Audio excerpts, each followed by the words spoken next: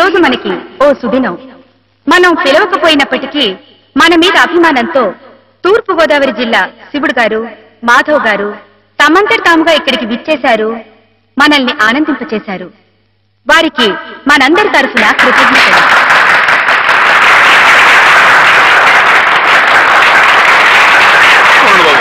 నాలుగు మొక్కలు మాట్లాడి అందరికీ నమస్కారం అండి బాబు. ఈ జిల్లాలో నేను తప్ప ఇంకెవరైనా సరే శివుడు వేషం కట్టాడనుకోండి, మీరు రుద్రతానం చేసేసి వాడి పంబ రేగొట్టేస్తారని నాకు బాగా తెలుసండి. అంత గొప్పదండి మీ అందరికీ నా మీద ఉన్న అభిమానం. అందుకేనండి సూర్య గారిని ఆ అవస్థని తప్పించడం కోసమే నేను వేషం కట్టి మీ ముందుకు వచ్చానండి. ఏమడో సూర్య గారు, ఏమడో మిమ్మల్ని రండి రండి. వీరు గొప్ప నటులను కూడా విన్నానండి. ఒక్క విషయం మాత్రం గుర్తుంచుకోండి సూర్య గారు, మా ఈ తూగో జిల్లాలో తప్పించి మిగతా జిల్లాలో మీరు వేషం కట్టి మంచి పేరు సంపాదించుకోవాలని మనస్ఫూర్తిగా కోరుకుంటున్నానండి. ఒక నిమిషం బాబు, తోటి కళాకారుణ్ణి కొంచెం సత్కరించుకోనివ్వండి. ఇక మీరు దయచేయండి. ఇక విషయానికి వస్తానండి. శివుడిగా ఇది నా నూరో ప్రదర్శన అండి, కాబట్టే మనసులో మాట బయట పెట్టేసుకుంటున్నాను. అసలండి పాలమ్ముకుని బతికే యాదవుడు నన్నేనండి. వీడేంటి శివుడు వేషం కట్టడం ఏంటని అందరూ ఎగతాళిగా ఎక్కిరింపుగా మాట్లాడుకున్నావారండి. అట్టాడప్పుడు రేయింబావులు కష్టపడి నాకు ఆట పాట మాట ఒకటేంటండి అన్ని స్వచ్ఛంగా నేర్పిన మా గురువు గారు, ఇదిగో హేమ గారు. ఈ రోజున హేమ గారు ఇక్కడ ఉంటాం అన్నది నిజంగా నా అదృష్టం అండి. ఈ దండ నాకు కాదండి, హేమ గారికి చెందాలి. అమ్మాయి గారు మీరు ఒకసారి పైకి రండి. రండి, మరేం పర్వాలేదు. రమ్మని మీరు చెప్పండి బాబు. రండి. మొహమాటం అండి. వీరేనండి మా గురువు గారు. చంద్రుడికో నూనె పోగులాగా మీకు ఇది సమర్పించుకుంటున్నాను.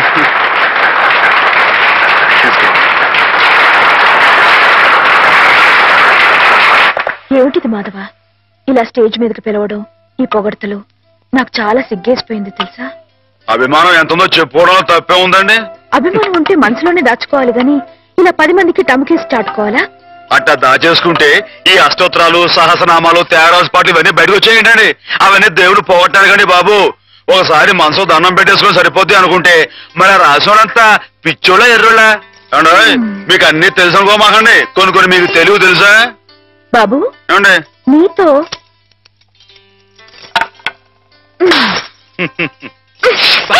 సూర్యులో కొట్టకూడదండి.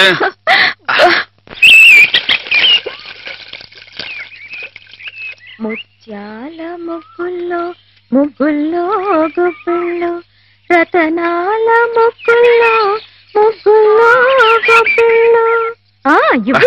నేను వచ్చిన పని చెప్పడమే మర్చిపోయాను అమ్మాయి గారు. పొద్దునే పాలు పోయడానికి కానీ పార్థం గారి ఇంటికి వెళ్ళాను కదండి. ఆవిడేమో ముగ్గు తొక్కన వెళ్ళావా, ఈ రోడ్డు నీ బాగుంది అనుకున్నావా, జోగులేస్తున్నావా, నీ మొహం పెరగైపోతా ఉన్నావా? మాటలు జాగ్రత్తగా రాని, నా మొహం పేడలా కనబడుతున్నా. మళ్ళీ జోగులేస్తున్నావా? ఈసారి నిజంగానే పెరగైపోతురు. అమ్మాయి గారు ఆపారు కాబట్టి పాస్ అయిపోయావు. దమ్ములు లేవని చెప్పవా?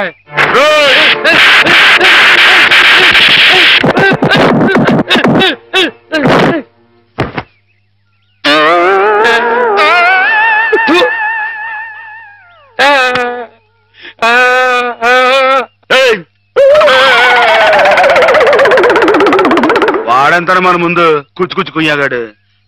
ఇందాక పార్వతం గారిని చెప్తున్నాను కదండి, పెళ్లికి ఆవిడ చెల్లు కొడుకున్నాడంటండి. మన లలితం గారికి జోడిగా పాస్ అయిపోతాడేమో అంటున్నానండి. కానీ బాగాలేడా? బాగాలేకపోవడం ఏంటండి, డబ్బా పనిలో ఉన్నాడండి. మరి కాకపోతే చదివింది ఉత్త బియ్యం అంటండి. పెళ్లి కొడుకుగా పాస్ కావు పో అన్నానండి. ఆయన ఇచ్చి బిఏ అంటున్నావే, పిల్ల ఏం చదివింది, ఏం డిగ్రీ ఉంది అని ఆయన అడిగితే ఏం చెప్తావు? అయ్య బాబోయ్, మీకు డిగ్రీలు ఎందుకండి? ఇప్పుడు సరస్వతి బిఏ, లక్ష్మి బిఎస్సి, పార్వతి బీహం అని దేవుళ్ళు డిగ్రీలు ఉంటాయండి. మీరే విద్యుత్ తల్లి, మీకు డిగ్రీ లేకపోయినా పాస్ అయిపోతారండి. అక్క, ఎక్కడి నుంచి ఎక్కడికో లింకులు పెట్టేయడంలో మొనగాడు మాధవ. అతనితో మాట్లాడి నువ్వు గెలవలేవు గాని నువ్వు ఊరుకో. ఏం మాధవా, ఈ బడాయి మా పిల్లలు కూడా నేర్పుతున్నావా ఏమయ్యా? ఏంటండి ఊరు మొత్తానికి మన ముగ్గే పెద్దదిగా ఉండాలని పట్టుదలతో వేస్తున్నట్లు. ఊరికేంటండి ఈ సంక్రాంతి పండక్కి మొత్తం మన తూగో జిల్లాలో ఎవరింటి ముందు ఇది పెద్ద ముగ్గు కనపడకూడదు అంతేనండి. ఎలా ఉందండి? బానే ఉందిలే. మీకు అంతగా పాస్ అయినట్లేదు. పాస్ అయిందిలేవయ్యా. పాస్ అయితే ముగ్గు మీద ఓ పద్యాన్ని వదులుకోండి. ముగ్గు మీద పద్యమా? ముగ్గు, నిగ్గు, ఎగ్గు, సిగ్గు ఈ మాటలు ఉపయోగించి రామాయణం మీద ఓ పద్యాన్ని పాస్ చేయించుకోండి. ఇప్పుడేమిటయ్యా? చెప్పండి నాన్న, చెప్పండి. ఏమన్నావు? ముగ్గు, నిగ్గు, దగ్గు, అబ్బా ఉండండి, సిగ్గు, ఎగ్గు. ఎగ్గు, సిగ్గు. ఎగ్గు, సిగ్గు. కలికి సీతమ్మ కంటిలో కలల ముగ్గు, కలికి సీతమ్మ కంటిలో కలల ముగ్గు, అయ్య రామయ్య మేనిలో అలల నిగ్గు, శివధనుస్సుకు తొలి ఎగ్గు, శివజారి శిరసు వంచిరి నృపులెల్లా సిగ్గు సిగ్గు. ఏమిటి తమ రాసిన 20-25 పుస్తకాలు ఆయుత్తులవేనా ఆకాశంలోవి? నేల మీద వాళ్ళకి ఎవరికి అర్థం కాకుండా. అయినా ప్రస్తుతం జనానికి కావాల్సింది బూతులు గాని నీతులు కాదయ్యా. అమ్మాయిని అంగాంగం వర్ణిస్తూ రాయింది ఎగబడి కొంటారు, అంతేగాని ఆమెని కోయిలని వర్ణిస్తూ రాస్తే ఎవరికి అర్థం అవుతుంది, ఎవరు కొంటారు? అదిగో కోపం వచ్చేస్తుంది. ఈ ముక్కు మీద కోపం లేనయ్యా, నువ్వు ఉన్న ఉద్యోగం పోగొట్టుకున్నావు. అదేగాని ఉంటే నెలకింత జీతం డబ్బులు వచ్చేవి, మొహం ఇలా దీనంగా పెట్టుకు తిరిగి చెప్పరు తప్ప. మీరు రమ్మని కబురు పెట్టారని వచ్చానే కానీ ఇలా నీతులు చెప్పించుకోవడానికి రాలేదు అంటారు. నిజమే, మీకు చెప్పేంతట వాడినా నేను. చూడండి రాజు గారు, మీ పుస్తకాలన్నీ అచ్చొత్తించడానికి అయ్యే యావత్ ఖర్చు నేను పెడతాను. దానికి ప్రతిఫలంగా వీటి మీద నాది పెద్ద కలర్ ఫోటో అచ్చు వేయించి వీటి దాకా అంకితం ఇవ్వాలి. ఆగండి మరి. అలా చేశారనుకోండి, వీటిని గ్రంథాలయాలన్నీ కొనే ఏర్పాటు నేను చేస్తాను. ఏమిటి విషయం చెప్పండి. దానికి వస్తున్నానుండు. ఏమి లేదు రాజు గారు, మా వాళ్ళు భూతు భాగవతం అని ఒక నవల రాశారు. అబ్బో మహారంజుగా ఉందండి. దాంతో పాటు వీటినే జతపతి తోసేద్దాం. దాన్ని కావాలనుకునేవాళ్ళు వీటిని కూడా సచ్చినట్టు కొందిరుతారు. ఏమంటారు? ఏమనమంటారు రాయుడు గారు? బూతు కథలతో జతపరిచి అమ్మితేనే తప్ప అమ్ముడు గాని హీనదశగా నా కవిత్వం చేరుకున్నందుకు గర్వపడుతున్నాను అనమంటారా? ఆపాత మధురం అని మహాకవులు స్తుతించిన సాహిత్యం నానాటికి అశ్లీలమైపోతున్నందుకు ఆనందిస్తున్నాను అనమంటారా? ఏమనమంటారు? అదిగో అదిగో మళ్ళీ కోపం వస్తుంది. వస్తుంది రాయుడు గారు. తల్లిని తిడితే కొడుకు కోపం రాక మానదు. క్షమించండి, నా పుస్తకాలు మీకు అంకితం ఇవ్వలేను. అయితే ఈ జన్మలో మీ పుస్తకాలు వచ్చుకోవు. కాకపోయినా పర్వాలేదు రాయుడు. నా ఒంట్లో ఇంకా జీవం ఉంది, నా రక్తంలో ఇంకా బలం ఉంది. చేత్తో రాస్తాను. చచ్చిపోయేలో 10-15 ప్రతుల్ని తయారు చేయలేకపోను. వాటిని బూతు పుస్తకాల మధ్యన కాక పిల్లలు చదువుకునే ఎక్కాల పుస్తకాలతో జత చేసి పంచిపెడతాను. అక్షరమైన అక్షరం అమ్మ స్వరూపం భావించే ఉదాత్తుడికి ఉచితంగా సమర్పించుకుంటాను. ఇదే నీ అక్రమ. అదే నా తుది శ్వాస మాట కూడా. బాలరసాల సాల నవపల్లవ కోమల కావ్యకన్యకన్ కూడలకిచ్చి పడుపు కూడు భుజించుట కంటే సత్కవులు హాలికులైననే నేను ప్రశ్నించిన పోతన మా కులం వాడయ్యా, కవి కులం వాడు. అది గుర్తుంచుకో. అమ్మాయి గారు, ఆ పదాలు మళ్ళీ ఒకసారి వినిపించండి. ఎన్నిసార్లు చెప్పాలి? ఔరా అమ్మక చెల్ల ఆలకించి నమ్మడమెల్లా అంత వింత గాథల్లో ఆనందలాల. అయ్యగారు పెద్ద పెద్ద మాటలతో పుస్తకాలు రాయడమే కాకుండా ఈ చిన్న చిన్న మాటలతో ఇది ఎంత బాగా రాశారండి బాబు. అందుకే నువ్వేదో నాటకం కట్టి పాడు చేద్దంది. కరెక్ట్ అమ్మాయి గారు. ఏంట్రా జోకులేస్తున్నావా? మొహం పిడకైపోద్దు. ఏమండో మనంత తేలిగా అంచనా వేయకండి. ఈ తూగో జిల్లా మొత్తంలో పల్లె పాటలో మనమేనండి ఫస్ట్. 9 పాటల దగ్గర నుంచి తంపుడు పాటల దాకా, కోళ్ళమ్మ పాటల దగ్గర నుంచి కోళ్ళమ్మ పదాల దాకా. మరి అనుకోకండి. ఏమిటమ్మా ఇద్దరు కీచులు ఆడుకుంటున్నారు? ఏం లేదు బాబా, మన అమ్మాయి గారి బావగారు లేరు శ్రీపతి గారు, ఆరి కాలేజీలో జానపదాల పోటీ. మన అయ్యగారితో పాట రాయించి ఆరి పిల్లలతో పాడేద్దామని శ్రీపతి గారు అంటేని నేనేమో రాగం కదా అయిపోయి. బాబా నువ్వు చెప్పాబా, ఇట నాటికి మన కదా లాయకి. నిజమేనమ్మా, వాడికి రాని విద్యంటూ లేదు. పోనీ ఒకసారి అని చూడండి.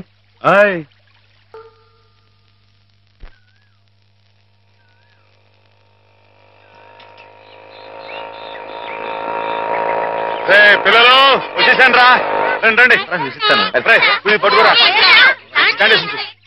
రండి రండి రా నన్ను కొంచెం పైకి ఎక్కడ ఇవ్వండిరా ఎక్కడ కొంచెం దారి దారి మాధవ్కి పాలని మీకేరా పుసలాంటిది కొట్టుకోండి ఏంటా ఇంట్లో ఎలా ఉంది బాగున్నా మాధవ అరే చేపలు విశేషాలేంటి దొమ్మిలు కొట్టట్లు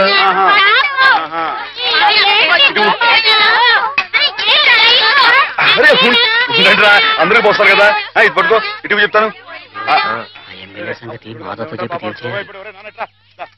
మాధవ ఎమ్మెల్యే రాయుడు గారి సంగతే నువ్వే కాదు చూడాలా అందరికి అదేటే కదా నేను అప్పుడే చెప్పానా ఈ ఎమ్మెల్యేలు ఇలాగే జోకులు వేస్తారని అప్పుడు ఓట్ల కోసం హారతులు ఇచ్చాడు పని అయిపోగానే మీ మొహాలు పిడగలు చేశాడు ఎండిపోయి పొయ్యిలో పెట్టుకోడు ఉపయోగపడతాయి బాబు మాధవ ఇలా రా బాబు ఏంటి స్కూల్ కట్టిస్తానని మా అందరి దగ్గర డబ్బులు వసూలు చేశాడు 6 ఏళ్లుగా అరుంధతి నక్షత్రం వంక చూస్తున్నావే గాని ఇంతవరకు స్కూల్ కి పునాది రాయపడలేదు పిల్లలు నానా ఇబ్బందులు పడుతున్నారు మాధవ ప్రతిరోజు 4 మైళ్ళు నడిచి వెళ్లి రావాలంటే చాలా కష్టం కదా ఆలోచించు నువ్వే ఎలాగైనా రాయుడు గారితో మాట్లాడాలి అవును మాధవ మాలో నువ్వే ధైర్యవంతుడు తాడో పేడో నువ్వే తేల్చేయాలి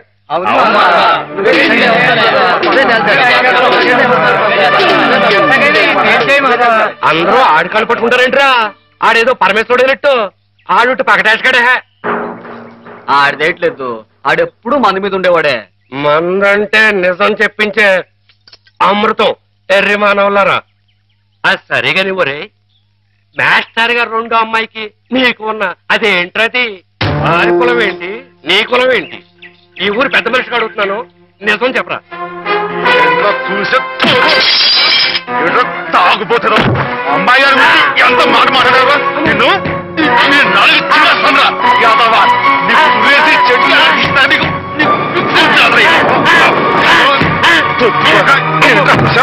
అమ్మాయి గారికి నాకు తగ్గొస్తారా యాదవా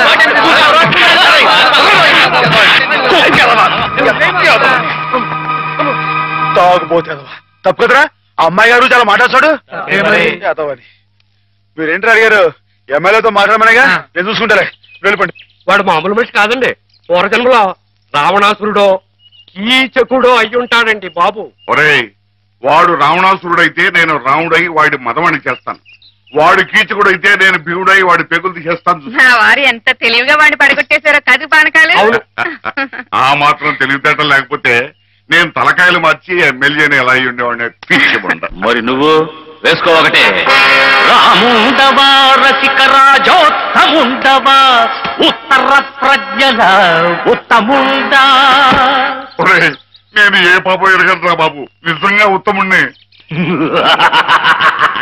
పేదలై సాదలై పేదలం వారి కష్టార్జితం వైన విత్తంబు మొత్తంబు మోసంబు నమ్మింగు నీ ఉత్తముండవా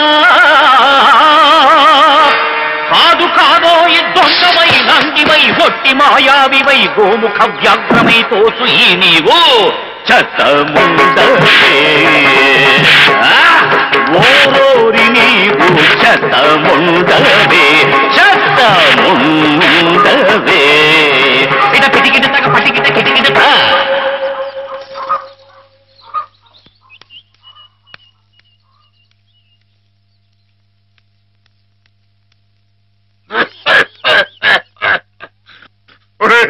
నా మీద అనవసరంగా దుష్ప్రచారం జరుగుతుంది నా తప్పేమీ లేదు నా మాట మన్నించు నా తప్పు లేదంచు ఆ మూల ఈ మూల ఏ మూలను నక్కి నక్కవై కుక్కవై నీవు వాదించిన నీవు రోధించిన ఒసలి కన్నీళ్లతో కాళ్ల వేదమ్ముకుని వచ్చిన నిన్ను మన్నించునే నీపైకి గుప్పించి నీ తుప్పు బదిలించి నీ తప్పు నీ చేతనే నేను ఒప్పించి నీ నోరు మూయించి నీ తోలు తీయించి నే డోలు వాయించి నీ ఆట కట్టించి నీ రాజకీయంబు కయ్యంబులన్ గాలి దయ్యంబులన్ ఆంజనేయుడు నేలంబడం కొట్టి శిక్షించినట్లేను శిక్షించదన్ నిన్ను దండించదన్ నిన్ను ఖండించదన్ ధూర్తుడా దుష్టుడా భ్రష్టుడా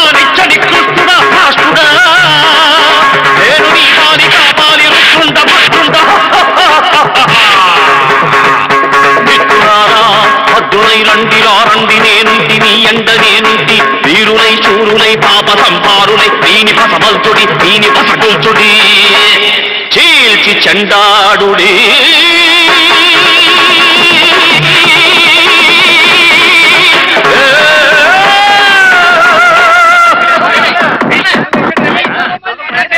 నమస్తే నమస్తే దేవదేవేశ పాహి మా పాహి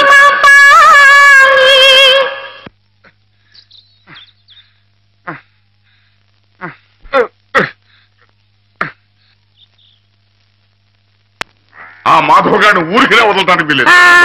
అబ్బా ఏమిటా నువ్వు ఓ పంచి మంచి పొట్లకితుంది దాని ముక్కుల నిండా గుడ్డుగారం బాగా తట్టించి ఆ మాధవ్ గారి గొడ్ల మీద కొద్ది దాంతో వాడు గొడ్లు చావాలి ఆ గొడ్డుగాడు చావాలి అది ఆ పంచి అలాగేనండి అలాగే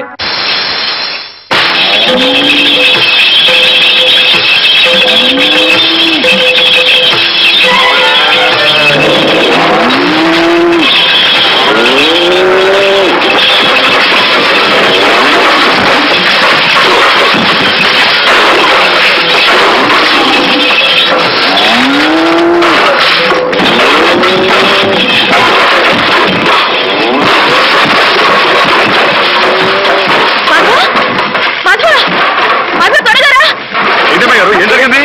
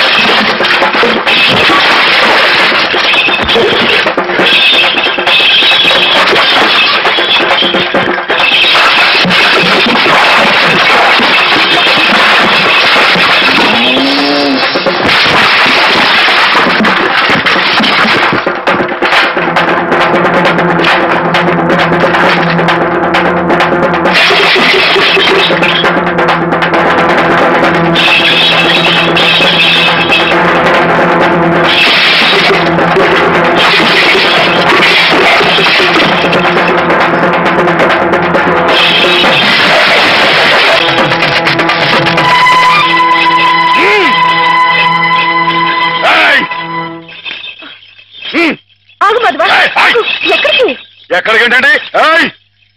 నా ప్రాణాలా చూసుకునే ఆవుల్ని చంపేయాలని చూస్తానే రాయరు వాడి ప్రాణాలు తీస్తానండి.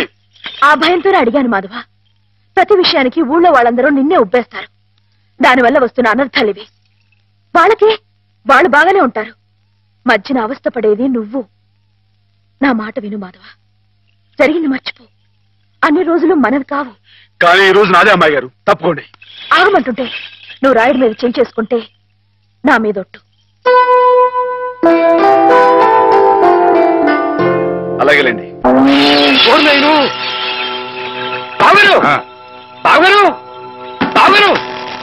ఎద్దు ఎద్దు